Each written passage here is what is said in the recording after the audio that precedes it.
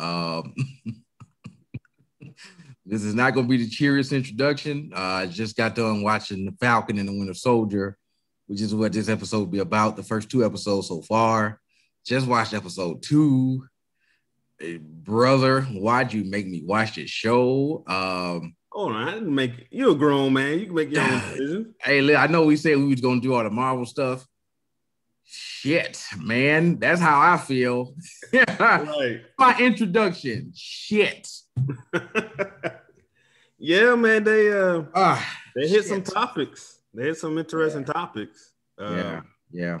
And you know, they do it so people don't forget. Hey, this stuff's still going on. Yeah. But you know, that's episode 2. We'll get to it. For right now, we want to cover episode 1 because we didn't get to it last week. Right. You know, I'm gonna rename my Instagram name. I work too much. So but yeah, man. Yeah. So episode 1 of Winter Soldier, man. What are your thoughts? What are your opinions? Kind of what you see, you know, likes, dislikes, kind of all that kind of good stuff. So I think episode 1 was pretty you could see what was going on, where it was leading. Sam gave up the shield. Everyone thinks he shouldn't. You know, he has different feelings about it. He feels like he can't hold up that mantle, or he shouldn't. There's only one Captain America, so he gave it up. Everyone knew since he gave it up, someone else is going to do it because the government needs that guy. The government needs a face. You know, the government needs a particular face in this world. Right. Yeah. And so the blueprint.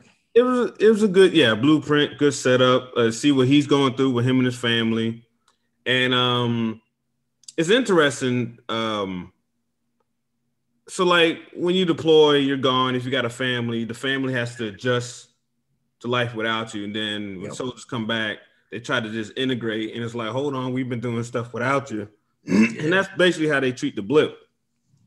Like his sister's like, nah, I did all the stuff while you were gone. You know, you can't just come back and act like, oh, everything's good now. Yeah. And the whole scene with the boat and try to get a loan and how he don't get paid for being an Avenger and all that. You know, it's like, oh yeah, you ain't got no job, right? Like, you know, we operate off of goodwill. You know, we just kind of hope, and it's like, but. That's how it is in daily lives, you know, not just superheroes or anything like that. So that was interesting to see. It was more what's the word? I don't want to say realistic, but it was more, I guess, realistic. It's just normal. It was realistic. Yeah, it was very. Yeah. So this is a gift, and this is what Marvel unlocked. They figured out a way to take these fantastical comic book stories and ground them in reality. And dude, they are experts at doing it, man. That first episode was it was fun, but at the same time, it was also kind of gut-wrenching too. It was the heaviest episode 1, but like the Bucky Yuri stuff, I was like, like, man, does he have to tell him what happened to his son?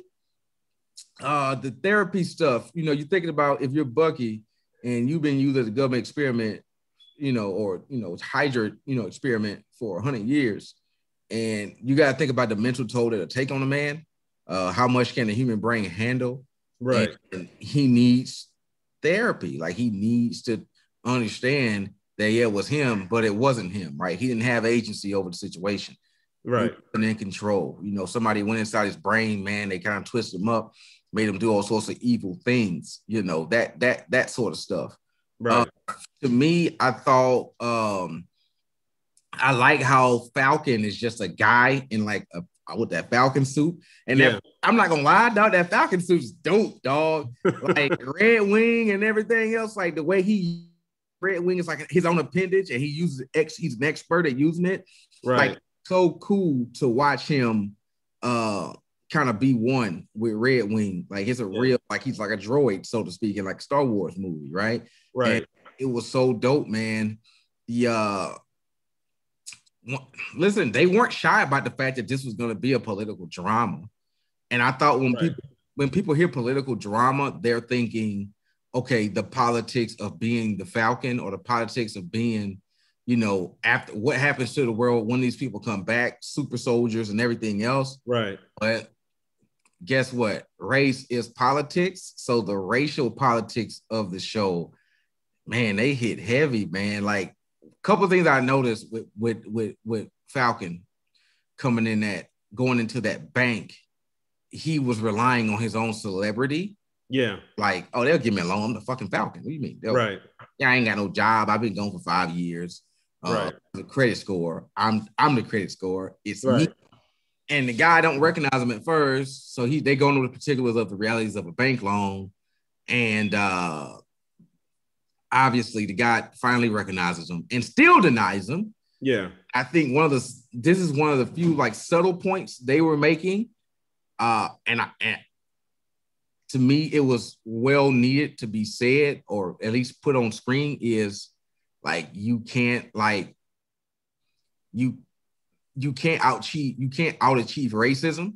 You know what I mean? Like racism is a thing that's so entrenched in how we operate here in the country that you can't outachieve it, right? Like even though you can go the highest of highs, but there'll always be certain levels to society in which trust me, they're gonna tell your black ass that you black, right? Right. And I want people to hear me when I say that, right? I don't want nobody to think like I'm saying the banker was a racist. The banker was just doing his job, right? Yeah. Look, you ain't got no credit. This is what it is. But the racial politics of it all is not being able to overcome it, which is they're poor and black, right? It's like he comes from a poor family that owns a shrimp boat or whatever. Right. They make a lot of money. So even if you are this superstar in some realm, especially if it's not like if you're not like a superstar that gains money, like you can't overcome it. Like, right. Still. So, and I think Anthony Mackie was really, really good in that scene because he was boastful and he was really projecting like, I got this. Like I'm the Falcon. Right. And then the girl will bring you back down. Yeah, he was naive. You know, he was naive. Yeah. He was naive. And that happens a lot. His sister tried to tell him, like, look, that's not how it is, not how it works. But he did a good job convincing her to give it one shot, and it went exactly how she thought it would go. Yeah, which was heartbreaking. And and it sucked to see. But get a bit off topic. You had me watch The Boys season 1 and 2, and that made me bring up episode when A-Train, he was hurt. He was going through the store. He was looking at his own shoes. Mm-hmm. The security guard was eyeing him down and all that because of obvious reasons, because he was black in the store. Yep. And he confronted him, and he's like, I'm A-Train. He's like, yeah, sure you are. And then, the other people realizing, and then he's like, oh, my bad, I'm sorry. Yeah. And as much as A-Train might be a dick or a bad guy, whatever in the show, I mean, like I've been in that situation. Like I've been in stores, and it's easy to notice when someone's eyeing you down. And other shows have pointed it out too. I can't name them off the top of my head, but they go out their way to show that exact scene of a minority or whatever walking in the store and a security guard eyeing them down, and their friends who's there that happen to be white, they're actually stealing stuff just to make a point. So it was interesting to see, but the whole show isn't like that. That's just the Falcon side of things. Yeah. Winter Soldier, he's got PTSD out the wazoo, out the ass, dog. It ain't. Hey, look, I don't even know. You might have to create another word. Right? Yeah. That's PTSD is just to put it nicely. Yeah, he's got it bad, and he's in therapy. And one thing about therapy, you have to accept therapy. You can't just go just to go. You got to embrace all the steps to go with it. And he's not fully doing it yet. Yeah. But it was cool to see that he got a pardon for all the stuff that he did, so he can try to live a normal life. But he's been doing it for so long, he doesn't know what else to do. But yeah, that Yuri story, he's hanging out with his dad. Like, he's going to have to tell him at some point. Does he? Listen, for my own viewing, you don't have to tell him, Buck. I forgive you, Buck. for Buck's own good, he's gonna have to tell me it's not helping just hanging out with the dad. Yeah, You can tell that's not helping. He's gonna have to get that off his chest at some point. Yeah. He was on a date and he couldn't even stay there because he know what he did. He was so heavy, man. It was so heavy. He's trying to live a normal life, but he can't until he. You gotta learn. It's a valuable lesson. You gotta learn to forgive yourself if you did something that was forgivable. Everything you do is not forgivable for all people. Right. Another valuable lesson. Like you might want to, I forgive myself and keep it moving, but you leave other people in your wake. So you gotta always deal with that reality. And Buck is gonna have to come to grips with the fact that there are some people that are never gonna forgive him. So those people on that list of his, them people probably never gonna be able to forgive him because right, I don't speak stuff like the Civil War stuff. He killed. It wasn't you, but you killed Tony's father and mother. Like, bro, like I know it wasn't you, but at that moment I'm just so enraged. And then Cap didn't tell him, and then like a couple of hood dudes on the streets, man. I told you, I'll never let them live that down. I killed your mom and daddy. My bad, dog. It wasn't me. And then we get to jump you. They jumped him, bro. Yeah, they jumped him, man. For a split second, I didn't like Captain America because he lied. He straight up lied to Tony. He's like, I didn't know. And Tony's like, did you know? Yes or no? Yeah, I knew about it. Yeah, I know. Yeah, I remember grinding my feet on Eddie's couch. What I look like going to someone's house, grinding my feet on their couch, man? That's crazy. I remember going in his house and grinding my feet on his couch. Like that's like, come on, man. Hey, they jumped him like a couple of New York cats and Tim's, bro. I was like, oh. Like, bro, at least have the decency to run. And don't get me wrong, it's Iron Man, so you really can't run fast enough. So I guess you do have to fight. But like say I'm sorry every time you punch him. Like, dude, I'm sorry, bro, but you just won't let me get out of here. Let me get out of here, then we'll fucking, we'll come back later. Yeah, Tony didn't care. He like, man, you killed my mom. He was enraged. Really upset about his dad, but he's like, man, you killed my mom. Like, the motherfucker killed my father. Killed my father. You know what I'm saying? Like, he was. And in that moment, I don't know how I would have reacted if you tell me, oh yeah, I killed your mom and daddy, but it wasn't me though. What you mean? What did you do? So when they were fighting, Tony's like, yeah, I understand that it wasn't you, but you still physically did it. I don't care. And then I think that with the combination of who he thought was his best friend, besides Pepper Potts and Jarvis, straight up lied to him.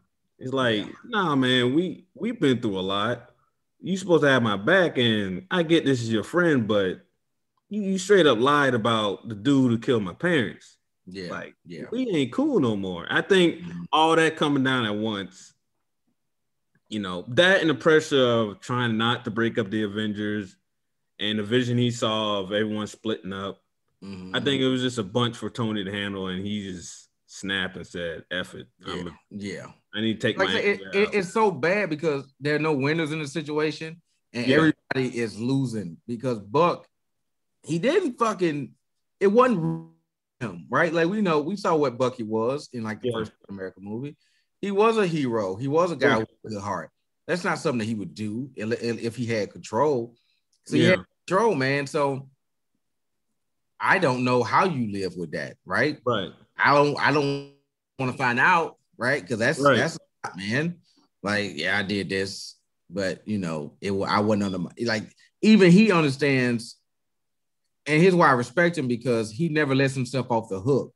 I did it, but it wasn't really me. Like, no, he's not really here for that, right? He's taking responsibility, even though it wasn't him. And by taking full responsibility, he's also accepting the pain that's gonna come along with him taking that responsibility. Right. Like that's it's chivalrous, and it's also weighty in a way that I can't imagine it being so. You know what I'm saying? Like that's right. That's it's a pretty fascinating tale, man. Like these books, man. When these guys create these characters, and as a kid, you're reading these books, man, and you just thinking that you're thinking about you read about superheroes and gods or whatever, man. But once you get older and you read and you understand what's happening as adults, and you look at it as a deeper level, start understanding the fine details of the story, figuring out what makes people tick, man, it's a lot weightier.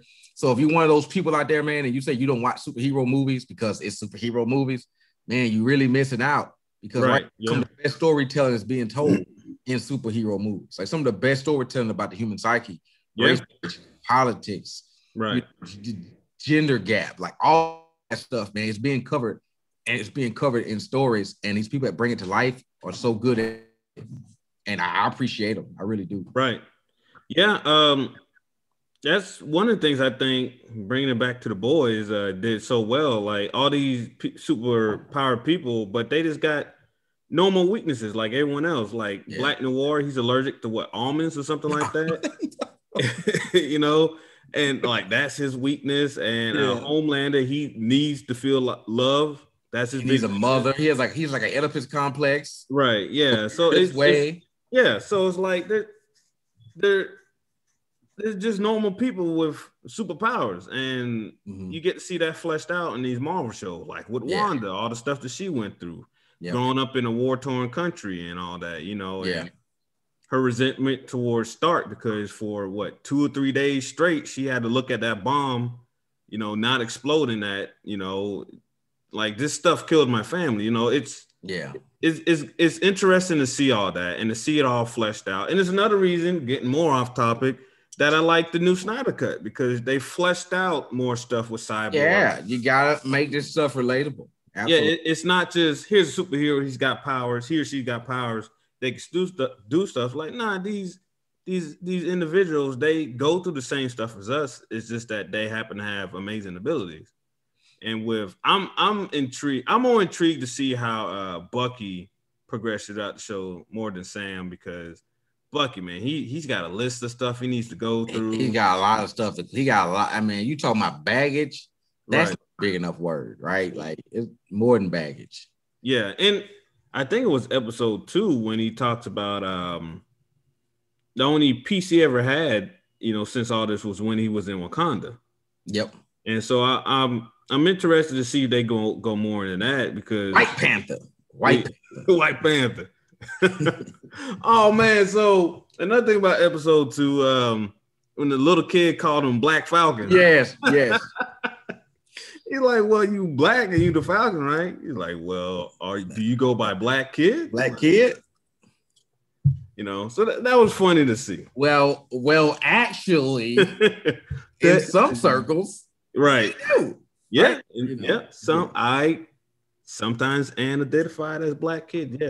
Yes, but first 2 episodes were, and that's not even like the main plot. The main plot is the Flag Smasher group. That's what's so masterful about the show. Yeah, what's so masterful about the show is the main plot of the show is trying to figure out who the Flag Smashers are. How did those guys become super soldiers? Right, and how are they gonna like face this issue? Now we come to learn more in episode 2, which we'll discuss later. But in episode 1, it's like these are super people and they have this ulterior motive and they seem to be evil people. It's like, what's happening here? Now, one of the first glimpses that I get one of the first things that kind of made me realize, okay, maybe there's something more going on with the Flag Smashers is when they didn't kill the kid that Sam works with. Exactly. Out of them. But they didn't kill him, and they could have easily killed him because, I mean, they're super people, right? These are and they seem to be like super people 2.0 because like Bucky was getting it handed to him, dog. Like, you know what I'm saying? So they seem to be like an elevated version of super people, right? And we've been talking about all this without mentioning. Oh, this show is brilliant, actually. It's fucking crazy. We haven't talked about the new Captain America. Oh man, I forgot all about him. You know, that's Kurt Russell's son? It's Kurt Russell and Goldie Hawn's son. Yep. And you see, if you look at him in the face, you see both of them. Right. Yeah, it's so crazy. Like, he's a perfect mixture of both of them people, man. Right. Really good actor, because I don't like his character. That's how I know you're a really good actor, because I don't like his character. Like, fuck this guy, man. Right. And at the end of episode 1, which I put on my Facebook, at the end of episode 1, you know, I was like, you know, the last scene the last scene of episode 1, it was a gut punch. And it was a gut punch to everybody, right? And if you're black it was a good punch, like for like all black people, because like, I mean, we knew, right? And Sam didn't seem to know, right? So it was a real shock. And he's right. on TV with his sisters, just like, fuck, man. Like, maybe I should. So I think that's what the whole first episode was about. Like, Sam don't get it. It's not about you, Sam. You know, it's about everything else. Like when he went to the bank, oh no, I should be able to do this. You know, bit off topic. You remember the episode of Fresh Prince of Bel-Air when Carlton and Will get pulled over in the car that they were allowed to be driving, but the cops thought they stole it, and Carlton couldn't understand what the hell's going on. They're just doing his job, and Will's like, no, we were labeled because we were black, and then Phil came in, he's trying to explain it. Like, it's one side just doesn't get it, and you know, it's two sides, and it's good to show both sides because it's not just one way of thinking. Doesn't I even tell you about it all? If you never experience, if you don't have certain experiences, you don't get it. Exactly. Right? I think that's sometimes what we try to get across to people that like aren't black or minority or whatever. Like, listen, man, if you don't experience it, then like there's no way I can make you see it unless you really want to see it. Yeah, you really want to see it, because if you don't experience it, there's no way. That's everybody. I got a quick story to tell, and here's that word, and I know we all hate it. It's annoying to me too. The word privilege, right? Yeah, it's annoying. It's in the year 2021. It's a goddamn annoying word. I'll say it, right? And I'm black. It's fucking annoying the way people use it, because they use it like a hammer with no real nuance, right? So I get it, but it's also a real thing. Right. Me and my wife one time, we were having a conversation. We just laying in bed, and I was like, man, you know what? I would love to visit like Iran. I want to see some of the ancient Persian history. And you know, and she's like, I don't want to fucking go to Iran. And I'm like, okay, fine. You know, and she's like, I don't want to go to fucking Iran. And I'm like, damn. And I'm like, that's awfully closed-minded of you. Like, here I am, my high horse. You're fucking closed-minded. Uppity, huh? And yeah. And then she hits me with a line, and it landed perfectly. And she goes, dude, I'm a woman. And I was like, oh, fuck. Yeah. So I'm a man in the world, and I don't have to consider what it means to be a man in the world, because I'm just a man. Like, I don't have to. Right. Even I'm black, but I'm still a man. And there's certain privileges. She was like, it wasn't Iran. It wasn't Iran. It was Dubai. Like, it was Dubai, because she was like, well, they're not very progressive towards women. They really have some, it's not even old school. They got some draconian ways of thinking when it comes to women, their body, and everything else. Right. Being a man, not understanding that it's a different thing for me, I never considered it. And that's how privilege works. You just don't consider it because it's not even a thing. Right. So when we say things like white privilege, look, man, I know it's annoying. I get it. In 2021, it's a buzzword. And everybody uses it like a hammer. Like, you know, there are a lot of words like that now. I'm sorry, two cats over there fighting over. Oh man, they got them stirred up. They got the cat food open. Oh Lord, they in there. Oh, I bet one of the cats black, the other one's white, huh? Yes or no? Yes. My man Five. So Five was not all white. Five was white, black, and gray. And then my main man, Sir Winston. Yeah, he black as hell. Sir Winston? Sir Winston. Yeah, I dig it. So, hey, Sir Winston Dewey. All right. I dig the buffet right now, chilling. But when we talk about like white privilege, what we're saying is you get to live in the world as a white person, not even understanding that there are just certain advantages that are built in that are so ingrained that you don't ever have to. Right. You know what I'm saying? Like, so that's what we mean when we say it. So we're not taking the white individual and saying you got it better simply because you're white and that's it. We're not saying you didn't work hard, right? So if you're a white person with if you're like an upper middle class white person, and let's say like you built a business from the ground up and you did all this, nobody's telling you didn't work hard. It's not what we're saying.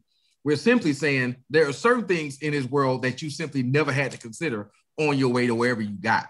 Right. For the fact of you being white. There are certain spaces in you read, and privilege applies that always, right? So it's man in that moment, that was man privilege.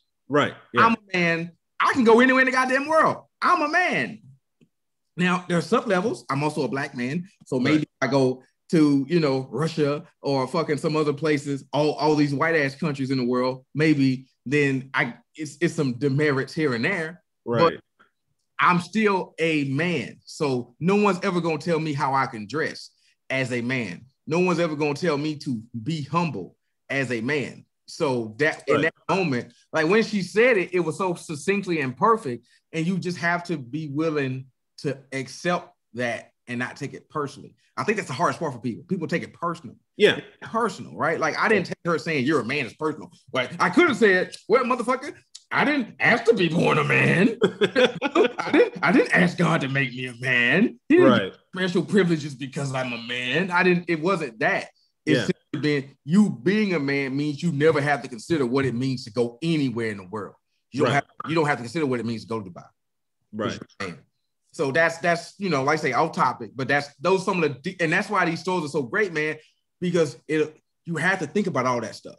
Yeah. You're missing the point, right? If you just take for two super people fighting other bad dudes, you're missing all of the meat and potatoes of the situation, man. Right.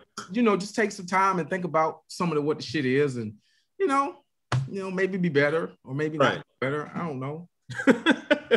Yeah, I think it's hard for some people because they just got that wall up and nowadays when they see stuff like that, they think it's just something political. It's some agenda they're trying to push out when it could be an agenda, but it could just be, hey, this is just how it is. You see it so much because it is a thing. It's not being forced. It's just, you don't double guess 2 + 2 is 4 because it's true and it happens, Yeah. So why can't a minority or whatever having certain stripes in lives be a thing? The world ain't perfect, I mean, so great with everything, there's gonna be people it's funny you say that because it's like if I'm just trying to put myself in the seat of like a white person, which I can't because I'm not white, but I can do the best I can. So just put it this way, I'm not even gonna apply this as a white person.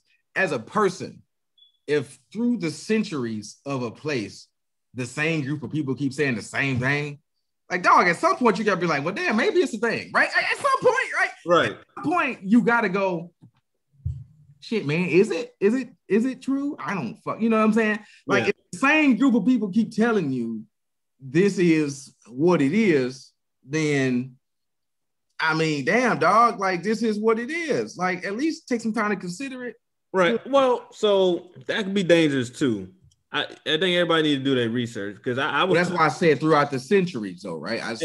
Throughout 30 parts of my life, I was told Christopher Columbus discovered America and George Washington Carver made peanut butter, and then I later found out both those ain't true. But those were written down in textbooks that were taught to me in school, So that's why I say at least be inquisitive enough to be like, why y'all keep saying that? Right. At least be inquisitive to go like, why you keep saying that? Right. You sound like a crazy person, right? And then you go read and learn. You go, oh, okay. Well, or at least there's something to it, right? Yeah. And but that's just how the world is. I mean, some people just don't want to see it that way because it's easier to not, put your feet in other people's shoes and all that. Just go about life. And to be honest, I mean, that's basically how America is. I mean, it's like, hey, look at this that's going on. And then 2 weeks later, it's like, oh. That's the way it is, right? Yeah, and that's another thing about life is white people, black people, Asian people, Latino people, like we all got to deal with like everyday life. Yeah. And we also got to be deeply reflective and deeply intuitive and deeply like inquisitive, like a lot. Like a lot of us just out here trying to pay, especially in this country, a lot of us, we just trying to pay some bills. Like, listen, man, look, I understand I'm learning about white privilege, but bro, my mortgage is due tomorrow and I'm short. So I ain't got time to think about that shit right now. Exactly. There's too much. Like I got shit to do. Yeah. Yeah. And that's another reason people get upset with things like in Falcon Winter Soldier. It's like, look, man, I just want to be entertained. I don't want to be reminded of all this stuff going on. But tough titty.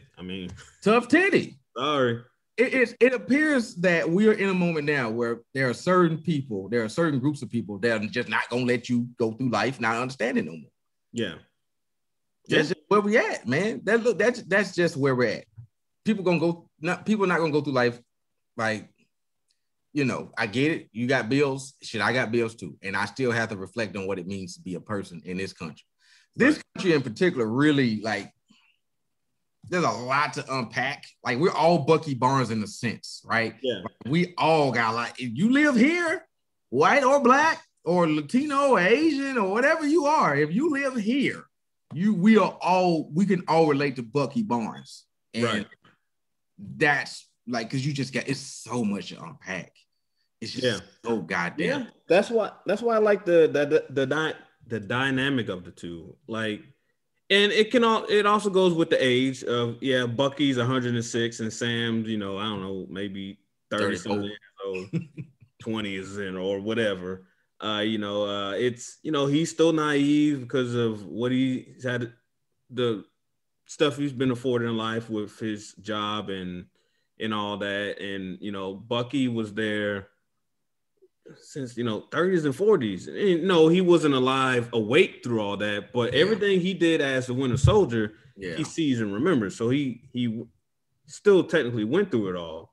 And it's just a dynamic of back and forth, and it's great to see. But Sam, he's a little arrogant and naive, but I think as the episodes keep coming out, he'll start to realize he'll have that. Well, that's a good point you just mentioned. You just also mentioned we got a race dynamic and we got an age dynamic. Yeah.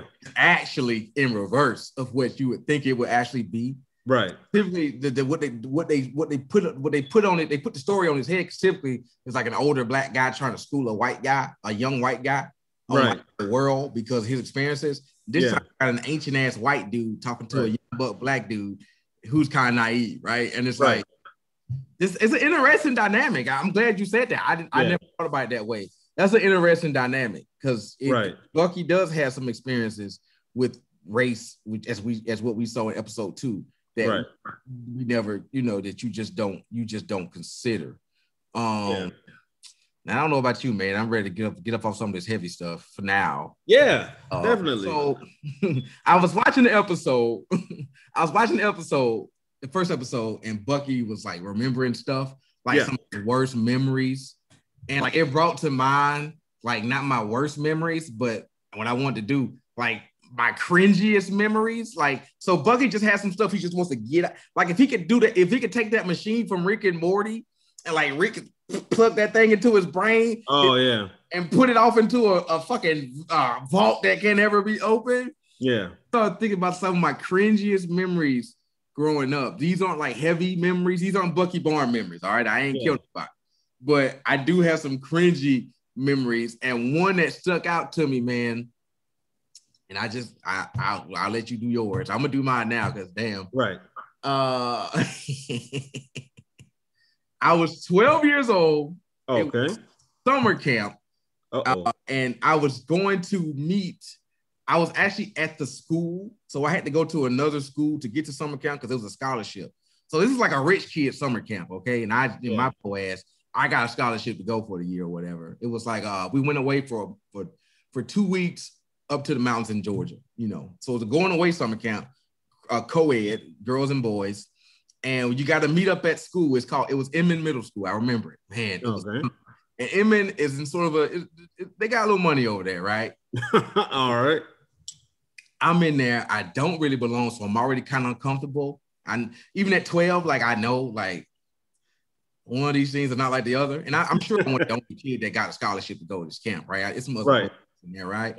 And I remember, so you got to go down to the cafeteria, dump all your bags off, and go and get back to the bus because they was gonna load the bags up and go. So on my way down to the cafeteria, man, I'm walking down this long hall to get to the cafeteria. I'm looking around. I'm intimidated because this school is not like my school. This is high school, and I'm like, what the fuck? But anyway, I'm walking down the hall, dog, and there are 3 girls approaching, around the same age as me. Right. 3 girls. It's like a moment out of a high school. So I'm walking down the fucking hall. The whole scene slows down. This how it does it in my head. This how it went. Right. The whole scene slows down. These 3 girls look at me up and down. They smile. First of all, it's going great. All 3 girls smile at me. All 3 girls wave at me. I'm like, yo, in my head, I'm like, play it cool, play it cool, play it cool, play it cool. Say hi. I wave, and I said, hi. Oh, man. Oh, no. My voice cracked. My fucking voice cracked. That thing they say happens to all boys finally happened to me. My voice cracked. And that time, at the worst moment of my life, dog, I couldn't do. And it gets worse. After I say hi, my voice cracks. They look at each other, giggle. Ooh. As they're walking down the hallway, they go, 6th grader.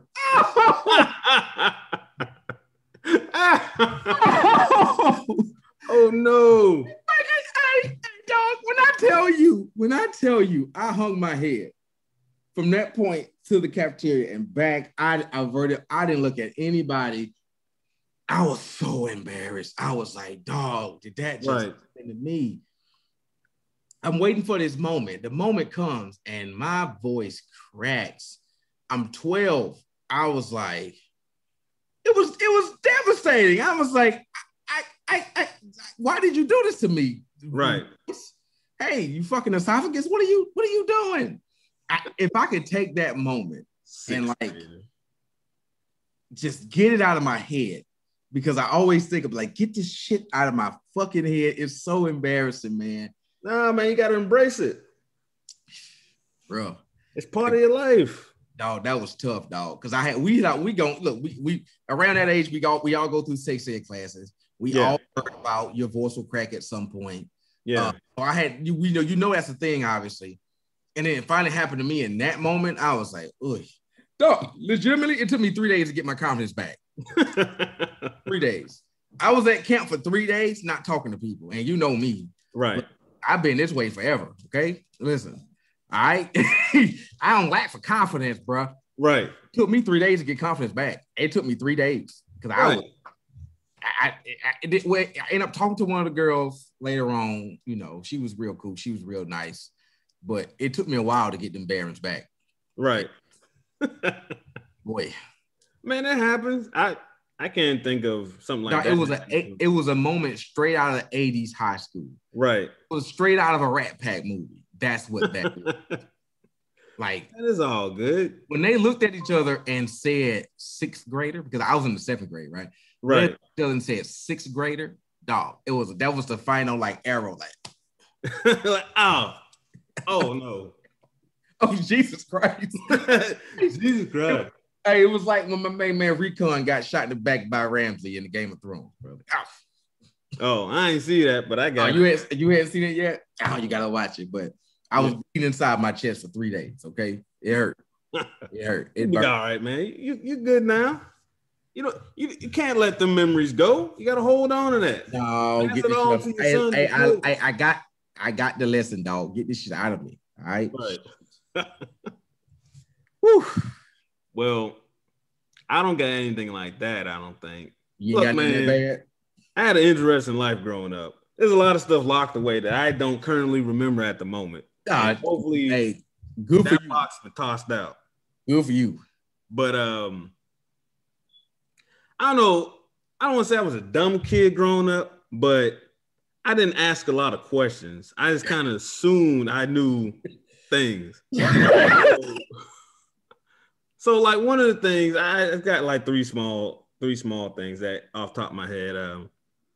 So I'm the youngest of 8 kids on my mom's side, and my next oldest sister, who has her own YouTube channel, Queen Blaze.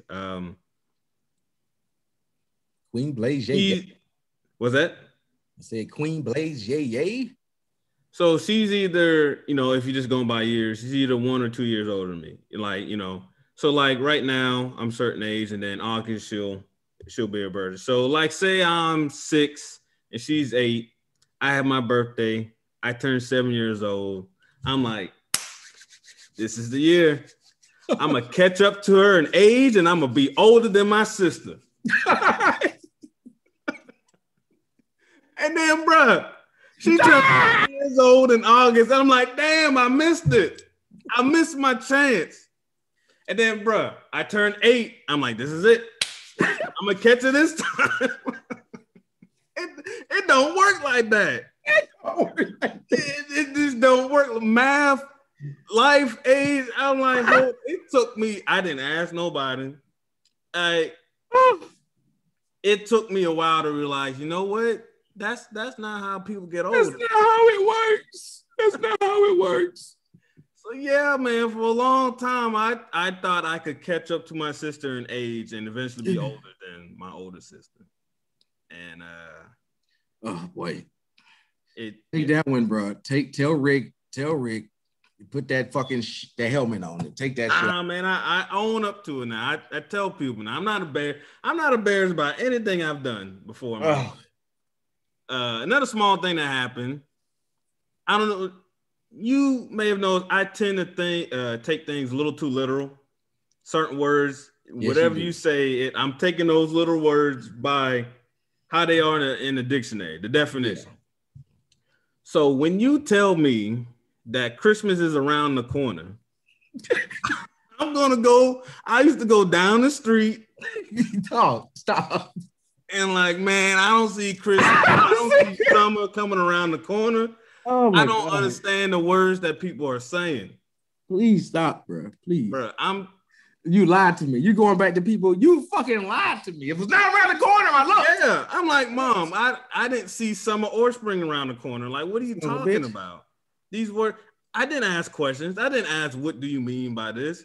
Look, words and vocabulary are there for a reason.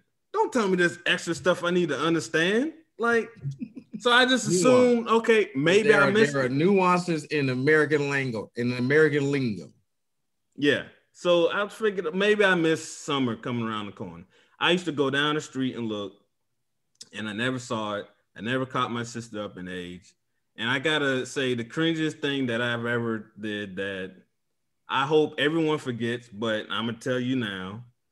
I was probably around that same age. No, I was a little older because I was trying to get a job. So I was old enough to work as a teenager. But for whatever reason, my dad wouldn't let me get a job. So he left me at some, like Chuck E. Cheese or one of them places. It's just, so this place had like netting on the ceilings. You can climb everywhere and all that. And man, I knew I wasn't cool, but I tried to act cool. And they just knocked my curtain down. Oh, the cats, motherfuckers. Yeah. Well, I'll wrap the story up. They no, please go. But I'm enjoying this. So I'm this age. I got my glasses on. I'm dork. I'm husky. I'm overweight and all this. But I'm climbing around stuff. And then these, I guess they're around my age. They come walking through and all that. They look cool. So I figured, how can I look cool in this setting? Well, who's a cool person I know? Spider-Man is kind of cool. So I climb up the wall. I'm hanging from the ceiling. I got my hands up. I got my feet up in the net, and I'm looking upside down, and I'm waiting for them to walk through so they can just see how cool I am as Spider-Man. And they walk in, and they're just like, and they just leave. And I'm like, I don't get it. I'm cool. I'm upside down. Like, no one else can do this except for Spider-Man. Bruh. You ever feel so stupid in the moment you don't move?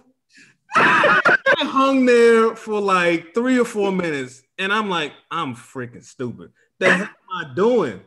And they done circle back around, and I'm still there. So they see me hanging up there for like 5 minutes, and I'm just like, I just want to go home. I don't want to be here anymore, man. I felt like such an idiot. I didn't know how the world worked back then, man. I didn't. Hey, the shit's so funny. You say you was husky. I'm still big, so I've been big forever. Right. That bitch looking like Spider Pig. Man, it was bad. I'm like, what am I doing? And I'm thinking this in my head, so I'm not actually jumping down. I'm just like, man, this is stupid. Why they circle back around? They didn't laugh at me out loud, but it was worse. I never went back. They laugh at you. My dad be like, "Hey, not laugh makes it worse." I don't want to go back there. I'm good. Look, when somebody walks by you and does I was like, I don't get it. That makes it worse. I'm like, I'm pretty sure they can't do this. Like Spider-Man can do it, and I can do it, man. Yeah. I'm glad I got that off my chest today. I'm embarrassed for you. You should be. If I could go back in time, I smack the hell out of myself. Like, what are you doing, man? Come on now. Yeah. So those 3 moments, that is the cringiest to me because, like, man, I never went back to. It was a fun place to go. I was like, I can't show my face in here again. I can't do it. I can't do it. Pop, sorry. So yeah, that's my cringiest moment. Oh my god. I don't know what any of this got to do with Falcon and Winter Soldier, but yeah. Hey man, moments you want to take out of your head. Okay, moments that you want locked away in the vault, like Bucky. Only his are a lot darker. Yeah, his are a lot darker. I don't want to lock it away. You know, I embrace everything I've ever done. I'm not going to shy away. I'll tell people whatever. You ask me a question, I'll answer it truthfully as I can. I'm not ashamed of anything I've done in the past or anything like that. Look, bro. I once asked a stripper if she took. All right. She took what? The star card, the military star card. Yeah, you just swipe it. That's what I was thinking. Yeah, I was drunk. It's like, you know, I was drunk. You're around the military installation. You take star card? No. Guess you should. You just have a lot more money if you did. Wow. Yeah, I ain't no. Yeah. So I don't drink alcohol. So I'm the one looking at you doing this, and I'm not stopping you at all. I'm just watching. Don't stop me. We are in for a good time. Just let me go. Yeah. Go. Tell me about it later, son. Don't stop me. Trying to insert reason into a drunk person at a strip bar, it usually don't go well. It don't go well. Don't go well. Either you get the hell out or you let him ride. Right, exactly. Long he ain't trying to hurt himself or nobody else, you let him go. Right. Yeah. It don't hurt to ask if they take money that way. It's either yes or no. That's what I thought. Right. I asked it kind of tongue in cheek, but it was, had she said yes, I was gonna pull it out. The star card, right? Well, hell, I mean, what shit, motherfucker? I'm rich, baby. Shit. Hey, close enough. Yeah. But yeah. So I think that's just about this for episode 1. Yeah. That was real fun. They inject some laughs into the heavy political drama. It's a political drama. That is the Winter Soldier, Falcon and Winter Soldier. I'm enjoying it, but I don't know if that's the right word. Like, because at the same time, sometimes I'm like, ugh, feels invasive. But you know, it's a good show, and keep it up, writers of the Marvel writers, the Marvel creators. This is episode 2. Never mind. Right. All right. Episode 2. I got some other shit, and I got suggestions, and it might get us both some jobs. So. Let's wrap it up, baby. Let's wrap it up. All right, let's do it. All right, catch y'all on the next episode. Hey, man, y'all be easy.